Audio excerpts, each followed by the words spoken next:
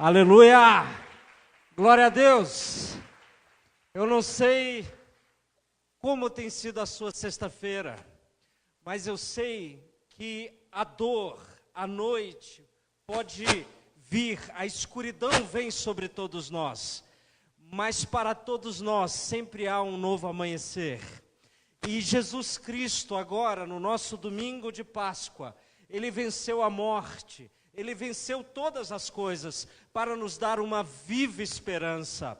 Hoje é o domingo da ressurreição, é o domingo que nós relembramos que Jesus Cristo venceu aquilo que eu não poderia vencer. Pode ficar aqui, Débora, você vai cantar comigo. É tempo de lembrarmos que não importa a dor, não importa o sofrimento, não importa a luta que você tenha passado, ou que você está passando, não importa os dilemas que você tem vivido, o nosso Senhor venceu a cruz, e o choro pode durar uma noite inteira, mas a alegria vem logo pelo amanhecer.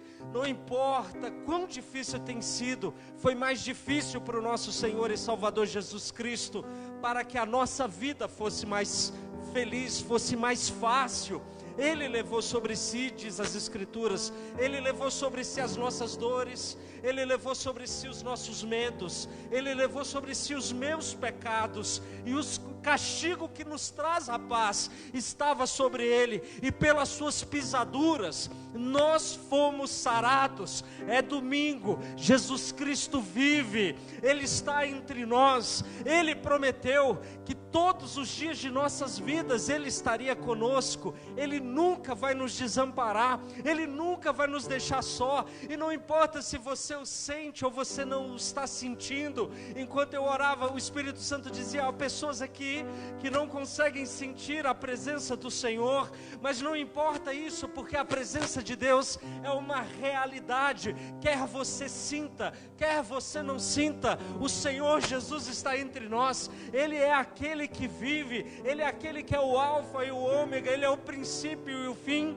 Ele é a estrela de Davi, Ele é aquele que anda no meio da igreja, Ele tem todo o poder no céu e na terra, e a Ele deve receber toda a honra, todo o louvor, toda a glória, toda a exaltação, porque por Ele nós movemos, nós existimos, nós respiramos. Tudo é para Ele, por meio dEle e para Ele são todas as coisas, e a Ele nós devemos dar um brado de vitória, a Ele nós devemos dar um glória a Deus, nós devemos dar uma salva de palmas. Não é para mim, não é para a música, não é para o vídeo, é para aquele que é, que era e que há de vir, é para o nosso Senhor e Salvador Jesus Cristo. Ele é digno de receber todo louvor e toda adoração. Glória a Jesus. Eu estou aqui com o meu passador novo. Antigamente era um passador pequenininho, agora tem que ser um passador grande. Mas, irmãos, nós estamos dando continuidade à nossa série sobre inteligência espiritual, e casou de estudarmos hoje uma das características do fruto do Espírito, que tem tudo a ver com este momento da Páscoa. E eu vou dizer por quê. Vocês sabem que a Páscoa para mim deveria ser o momento, a data simbólica do cristianismo mais importante. Mais importante que o Natal, pastor? Na minha opinião, mais importante que o Natal. Por quê? Porque todos os grandes líderes, porque todos os grandes sábios, de qualquer que seja a vertente de religiosidade, todos eles nasceram, e o Natal marca o nascimento, o Natal marca o início, o Natal marca quando Jesus veio a este mundo como uma criança. Mas é na Páscoa, e somente a Páscoa, que marca que aquele, o único, que não foi retido pela morte, mas Ele está vivo, e Ele reina, e reina para todo sempre. Sabe que o apóstolo Paulo, ele disse assim, escrevendo aos Coríntios, ele diz: olha, se Jesus Cristo não ressuscitou, eu sou o mais pobre de todos os homens. É vã a minha fé, e é vã a minha pregação, é vã a minha esperança. Porque se Jesus Cristo não ressuscitou, então, portanto, comamos. Eu acho que nós precisamos desligar este retorno da minha esquerda, que ele está dando uma chiada braba aqui. Nós precisamos então dizer que se Jesus não ressuscitou, é vã a nossa pregação e é vã a nossa esperança. Então a nossa esperança em Cristo está calcada no fato de que Cristo vive, e se Ele vive, você não precisa mais ter medo da morte. A Páscoa nos faz lembrar que a morte não é mais o fim. A Páscoa nos faz lembrar que os nossos breves anos de vida aqui na terra não conta toda a nossa história, mas ela é só o início da nossa história. A Páscoa nos faz lembrar que há uma vida além desta vida. A Páscoa nos faz lembrar que assim como Deus é Espírito, eu e você somos Espírito criado à imagem e semelhança de Deus, e que assim como Cristo Jesus ressuscitou, um dia nós vamos ressuscitar. Só a Páscoa nos faz ter o entendimento pleno do cristianismo. No Natal o Messias chegou, mas quantos homens por aí nasceram dizendo-se ser o Messias, mas somente um venceu a morte, somente um foi até o inferno, somente um pegou a chave da morte da mão de Satanás, somente um tem todo o poder no céu e na terra, e somente um foi exaltado soberanamente e recebeu um nome que está acima de todo nome, para que perante o nome do nosso Senhor e Salvador Jesus Cristo, todo joelho dos que estão nos céus, todo joelho dos que estão na terra e todo joelho dos que estão embaixo da terra, um dia há de se dobrar. Você pode até passar esta vida aqui sem crer no Senhor, sem entregar a sua vida ao Senhor, mas um dia o seu joelho vai dobrar e a sua língua vai confessar que Jesus Cristo é o Senhor, e que Ele reina, e que Ele reinará para todo sempre, porque essa é a nossa fé. Essa é a fé cristã. E então falar sobre paciência, porque em Gálatas capítulo 5 nós estamos estudando o fruto do Espírito. E em Gálatas capítulo 5, nós temos no verso 22 e verso 23, nós lemos o seguinte, nós vamos ter a projeção, pessoal. Nós lemos: mas o fruto do Espírito é amor, vocês lembram?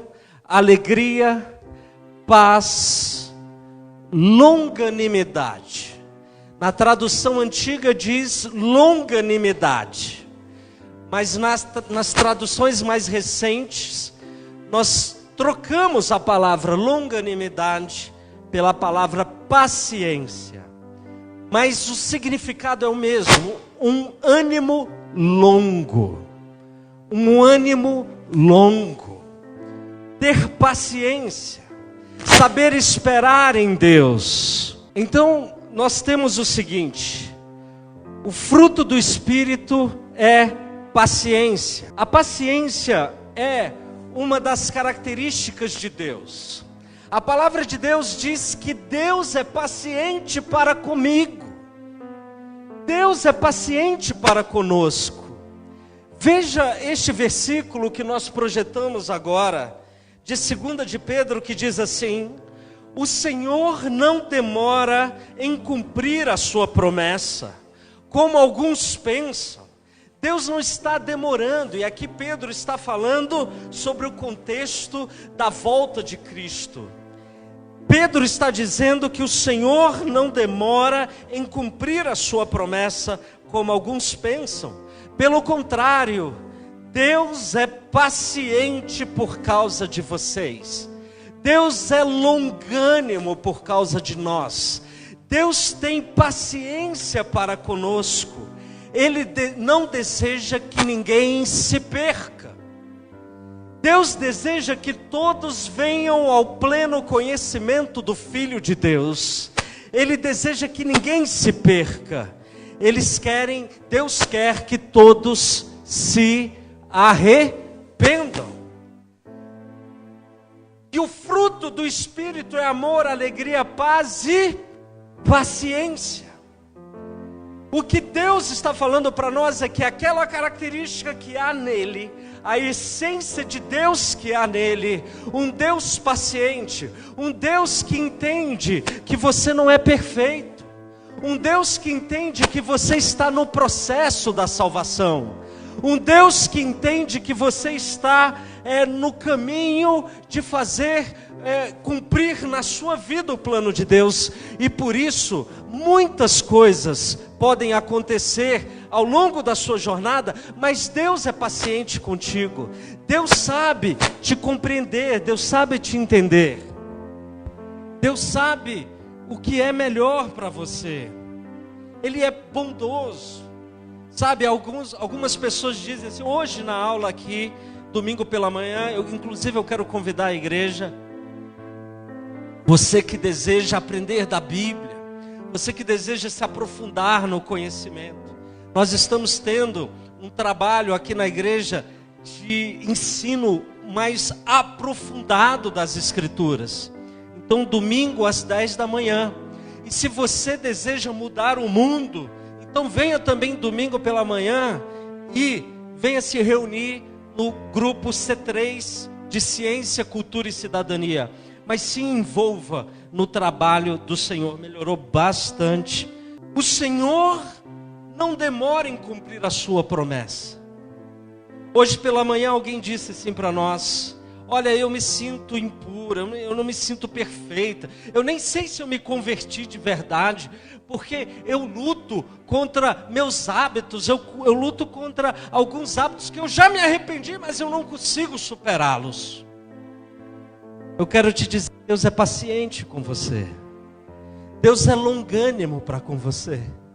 Deus diz, eu entendo essas coisas, eu entendo a luta que existe no seu interior, mas eu paguei um preço muito alto na cruz do Calvário por você, e por isso eu sou paciente com você, porque eu não quero que ninguém se perca, eu não quero que ninguém pereça, eu quero que todos tenham o conhecimento do Filho de Deus. Mas a paciência que Deus tem para comigo, Ele deseja que eu tenha para com os outros. Por isso, o fruto do Espírito é paciência. E se eu tenho o Espírito morando dentro de mim, essas características precisam aflorar dentro de mim. Eu preciso viver em amor, eu preciso viver em alegria, eu preciso viver em paz, e eu preciso viver com paciência. Mas o verdadeiro teste da paciência, ele surge quando as coisas não estão bem. O verdadeiro teste da paciência surge quando você está atrasado para um compromisso, e você está no meio do trânsito, por exemplo, e você tem a tentação de blasfemar, de gritar, de xingar. É naquele momento em que o Espírito Santo de Deus e Deus mesmo testa em você a paciência que Ele quer que você sinta. Sabe, a paciência, o teste da paciência surge quando as coisas não vão bem, quando as coisas não estão bem no seu trabalho, e Deus disse, seja paciente, seja longânimo. O teste da paciência acontece quando nós passamos por dificuldades nas diversas áreas da vida, seja nos relacionamentos, seja na vida profissional, seja nas dificuldades do lar. São nessas horas que nós devemos verdadeiramente testar o controle, testar a paciência que Deus nos deu, de não perder, de não blasfemar, de não duvidar daquilo que Deus tem para cada um de nós. É por isso que Paulo, escrevendo aos Romanos, no capítulo 12, no versículo 12, na parte B do versículo, ele diz assim: sejam pacientes nas dificuldades e não parem de orar. O apóstolo Paulo está dizendo, olha, o segredo é você levar todas as suas necessidades diante do trono de Deus. Por isso, escrevendo aos Filipenses, ele diz: olha, não andeis ansiosos, não andeis preocupados demais, não sofram antecipadamente pelas coisas, mas torne as vossas necessidades conhecidas por Deus, conhecidas diante de Deus, conhecidas por aquele que pode e que tem uma resposta para a sua vida. Ser paciente é uma virtude cristã, assim como andar em amor, em alegria e paz, assim como ser pacificador. Eu tenho que ser paciente. Eu tenho que ser paciente com aqueles que fraquejam na fé. Eu tenho que ser paciente com aqueles que não entendem a minha fé. Eu tenho que ser paciente com o meu próprio Deus, porque há pessoas que perdem a sua paciência, perdem a sua esperança, perdem a sua fé e por isso sucumbem. A paciência, ela então revela a qualidade da sua fé. Ela revela o fato de que você confia em um Deus que tem o melhor tempo, a melhor resposta para a sua vida. Cristãos impacientes demonstram uma fé frágil, uma fé que não confia num Deus que tem todas as coisas sob o seu controle, num Deus que tem todas as coisas no tempo e na forma, num Deus que sabe o melhor para você. Alguns não querem entender a voz do Senhor, porque eu creio num Deus que sempre me responde. Deus nunca deixou de responder uma oração minha. Agora, às vezes nós não gostamos da resposta de Deus. Deus já me respondeu prontamente. Você ora e na hora, no dia, no momento. Às vezes uma pessoa que está com uma doença, uma enfermidade, nós oramos e a dor vai embora. É uma resposta imediata, é um sim de Deus. Mas às vezes a resposta de Deus é um não. E quando a resposta de Deus é um não, nós precisamos entender e confiar que Deus sabe o que é melhor para mim. Qual pai que pedindo um pão ou um peixe para o seu filho vai receber de volta uma pedra? Jesus disse: quanto mais eu, se vós que sois maus sabeis fazer coisas boas a vossos filhos, quanto mais eu, que sou o vosso Pai Celestial, vou dar o melhor para vós. Deus cuida de você, meu irmão. Deus cuida de você, minha irmã. Não importa a situação que você esteja passando. Você é um filho, você é uma filha. E por ser um filho e uma filha, Deus cuida como um pai cuida dos seus filhos. Ele cuida melhor do que nós como pais humanos, como pais naturais. Deus cuida de nós. Deus tem o melhor do tempo e Deus tem o melhor das respostas para você. Eu me lembro, vocês conhecem o texto de Lucas escrevendo o livro de Atos dos Apóstolos. Ele fala de um homem aleijado que estava diante da Porta Formosa desde toda a sua vida, e ele era uma pessoa, um pedinte que pedia esmolas. E a Porta Formosa era uma das portas que dava acesso ao templo, a Jerusalém, o templo de Jerusalém. E ele estava ali costumeiramente pedindo esmolas. E eu me pergunto para você, quando João e Pedro passam por aquela porta, Jesus já havia ressuscitado, Jesus já estava no céu, aquele homem estava lá pedindo. Quando eles passam por lá e aquele homem pede esmola, Pedro e João param diante dele e dizem assim: meu filho, eu não tenho prata nem ouro. Lembram da história? Eu não tenho prata, eu não tenho ouro, mas o que eu tenho eu te dou. Em nome de Jesus, levanta e anda. Lembram? Eu me pergunto, quantas vezes Jesus passou pela Porta Formosa? No mínimo, depois que ele iniciou o ministério dele, pelo menos 3 vezes. Porque, inclusive, é desta forma que nós dizemos que o ministério de Jesus durou 3 anos. Porque anualmente ele ia a Jerusalém para celebrar a Páscoa. O Evangelho de João relata ele indo à Páscoa uma vez, 2 vezes, e na 3ª vez ele vai para morrer. E é por isso que nós dizemos, o ministério dele durou 3 anos. E por isso a igreja cristã diz, ele morreu com 33 anos. Por quê, pastor? Porque Lucas diz que Jesus tinha cerca de 30 anos quando ele foi batizado e começou o seu ministério. E João relata que ele vai 3 vezes a Jerusalém para celebrar a Páscoa. Então, faz as contas aí, 33. Mas Jesus então passa por aquele homem. E a gente pergunta, ora, se Jesus queria curá-lo, por que ele mesmo não o fez? Porque às vezes a resposta de Deus não é um não. Às vezes a resposta de Deus é um espere. Às vezes a resposta de Deus não é o seu tempo. Não é o meu tempo para a sua vida. Mas Deus sempre tem uma resposta para mim e para você. Quem crê nisso? A resposta dele pode ser sim. A resposta dele pode ser não. Ou a resposta dele pode ser espere. Não é o tempo, mas ele sempre tem uma resposta para você. Deus é longânimo para comigo.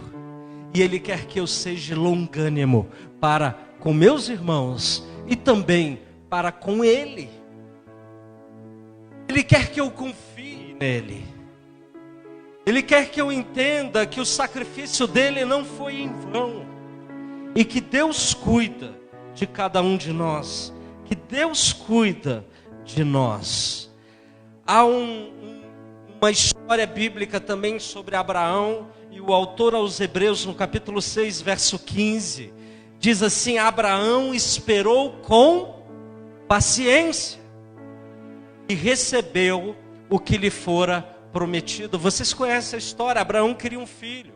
Na verdade, Deus, quando apareceu para Abraão, ele disse: Abraão, sai da tua terra, da tua parentela e vai para a terra que eu te mostrarei. E Abraão, eu vou fazer de você o pai de uma nação.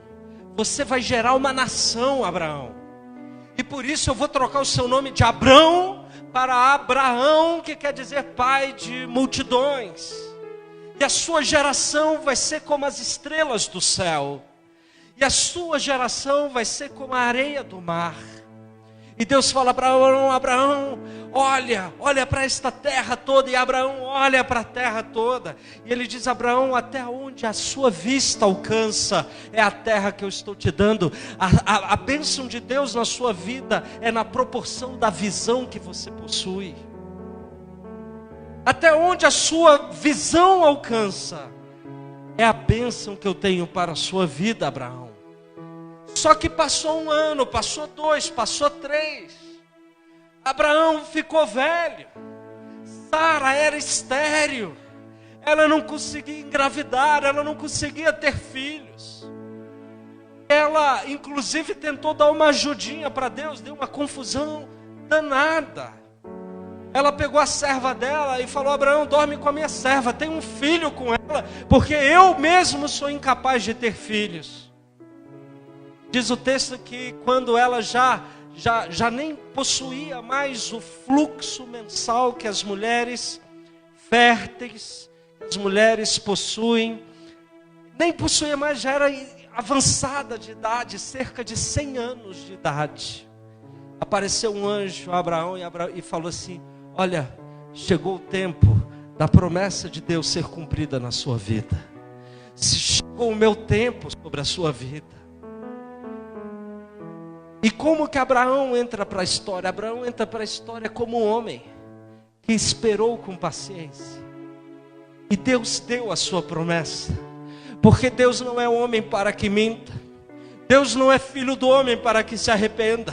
Se existe uma palavra profética na sua vida, Se você possui uma promessa de Deus, Deus vai cumprir com essa promessa na sua vida. Sabe por quê? Porque Deus, Ele quando fala, Ele não está apenas proclamando, Ele está criando. Todas as vezes que Deus fala, Deus cria. Quando Deus diz, haja luz, houve luz. Quando Deus diz, haja, separe as águas da terra, isso foram separadas. Toda vez que Deus fala, Deus cria. E se Deus falou e te deu uma promessa, Deus está criando as possibilidades e os meios para que a bênção de Deus venha sobre a sua vida. Nós temos que aprender a esperar no Senhor. Nós temos que aprender a confiar no Senhor.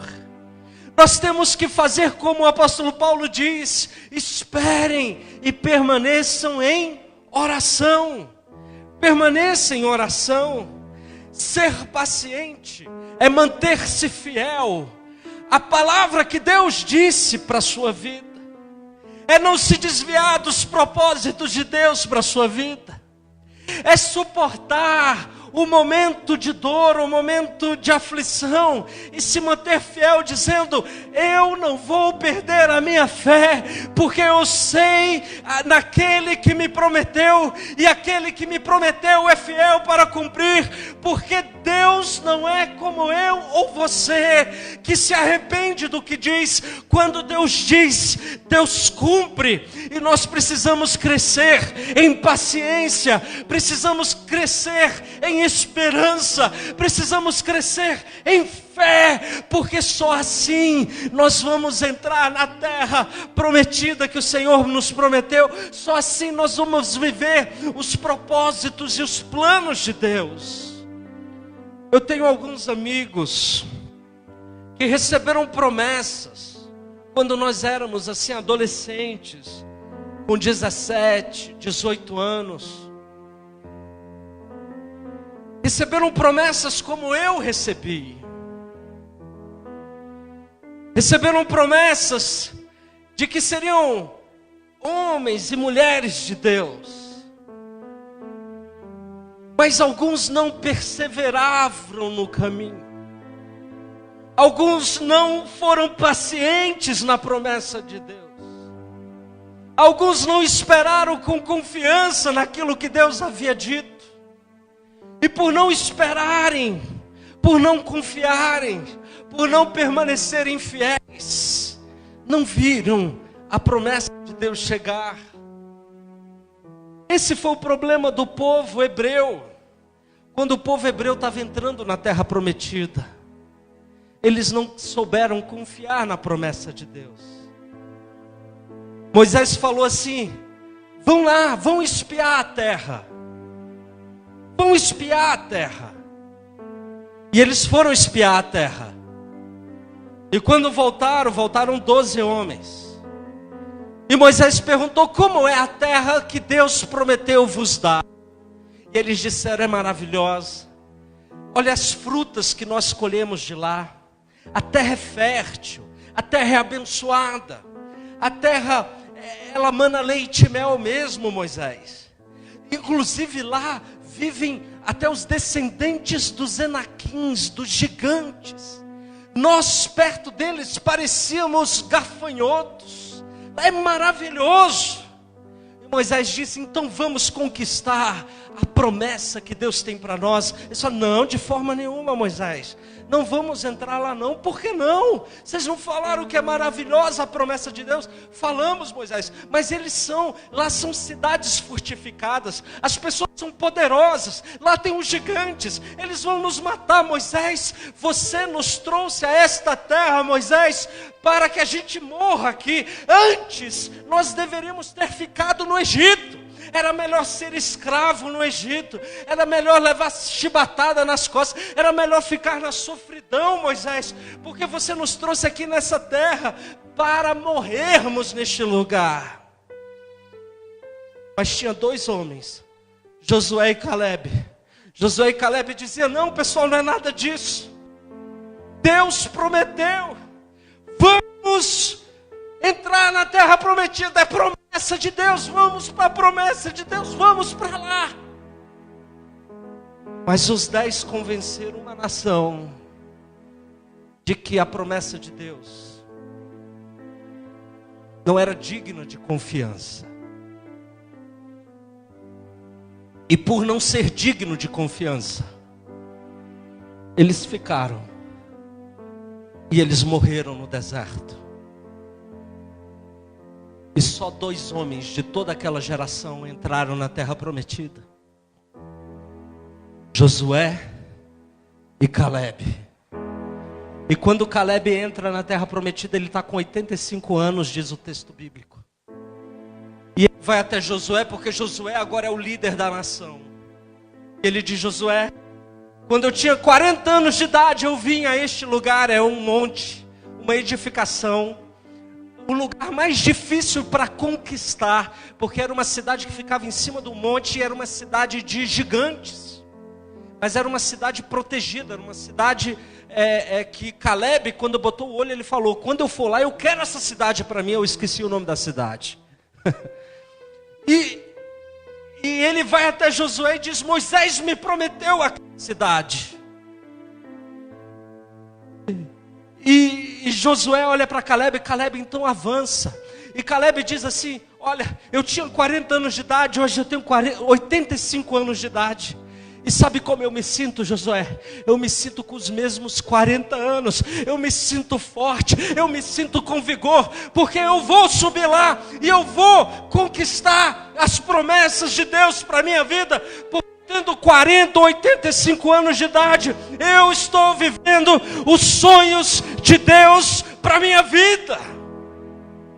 Eu estou vivendo os sonhos de Deus para a minha vida. Você tem uma promessa. Então hoje é o dia de renovar a sua fé e a sua esperança nessa promessa. Você tem uma promessa de cura. Hoje é o dia de você buscar a cura do Senhor. Você tem uma promessa de uma família abençoada. Hoje é o dia de você buscar a sua promessa no Senhor. Você tem uma promessa de um ministério. Hoje é o dia de você renovar os seus votos com o Senhor. Você tem uma promessa de uma empresa. Honre a Deus na sua vida, honre a Deus na sua empresa. Busque, pois, em primeiro lugar todas as coisas. Renove diante de Deus a sua aliança.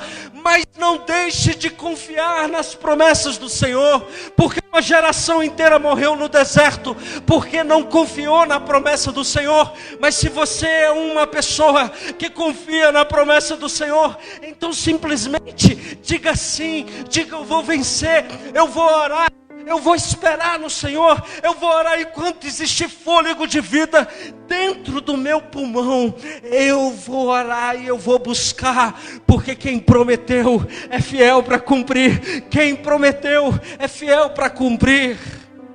Amém, igreja? Vamos orar ao Senhor, vamos fazer um mover de oração.